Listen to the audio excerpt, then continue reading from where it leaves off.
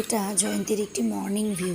আমরা আগের দিন এখানে ঘুরতে গিয়েছিলাম, কিন্তু আমরা ওখানে ঘুরতে গিয়ে আর ফিরে আসিনি, ওখানেই থেকে গিয়েছিলাম। সেটা যদিও আগের থেকে ঠিক করে যাইনি যে থাকবো, কিন্তু সেদিন আমরা থেকে গিয়েছিলাম। পুরো স্পটটাতে আমরা সেদিন বিকেলেও একা ছিলাম, আর আজ মর্নিং ওয়াকে বেরিয়ে সকালেও আমরা একাই। অন্য আর কাউকে দেখতে পাইনি, অন্য কোনো টুরিস্টদেরকে। এই যে জায়গাটা দেখতে পাচ্ছ, একটা ছোট নদী এসে জয়ন্তী নদীতে মিলেছে।